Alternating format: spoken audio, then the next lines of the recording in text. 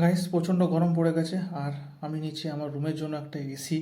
আমাদের একটা রুমে এসি ছিল, তো ওটা অনেক পুরনো এসি হয়ে গেলো, 8-9 বছর পুরনো হয়ে গেলো, আর ওটা নন ইনভার্টার, তো ইলেকট্রিক বিলটাও খুব বেশি কনজিউম হচ্ছিলো, আর রুমটা খুব বেশি ঠান্ডা হচ্ছিল না। তো ভাবলাম চলো নিজের রুমের জন্য একটা এসি নেওয়া যাক। আর কি এসি নিচ্ছি সমস্ত কিছু তোমাদেরকে এই ভিডিওতে বলবো, কীভাবে ইনস্টলেশন হলো, কী না হলো সমস্ত কিছু এই ভিডিওতে বলবো, তো ভিডিওটা পুরো দেখতে হবে।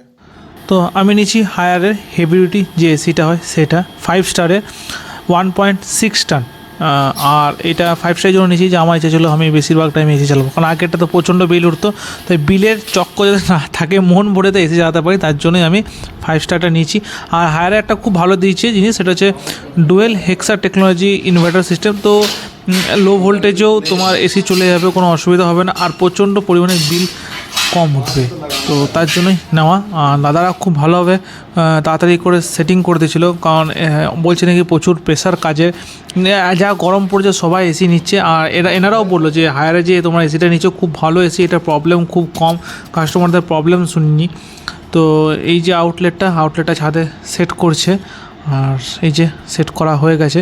আর একটা জিনিস যেটা আমাকে এনারাই বললো তুমি ভিডিওর মাধ্যমে বলে দিও, সেটা হলো তোমাদেরকে বলে দিই, শেয়ার করে দিই, যে যখন এসি লাগাবে, এসি লাগানোর পর যেন সেটাকে ভ্যাকুয়াম করে। এই যে দেখছো একটা ভ্যাকুয়াম একটা মেশিন আছে, এটা যেন ভ্যাকুয়াম করে, তাহলে ভ্যাকুয়াম না করে না যে পাইপটা সেটা পুরোপুরি ড্রাই হবে না, আর কুলিংটা ঠিক করে হবে না। তো যেন একবার যেন ভ্যাকুয়াম করে নেয়, এটা আমাকে বলতে বলো, তাহলে চলো তোমাদের সঙ্গে এটা একটু শেয়ার করে দিই।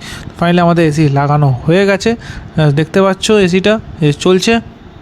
আর এর এয়ার ফ্লোটা খুব সুন্দর, মানে মোটামুটি 15 ফিট এয়ার ফ্লো আছে।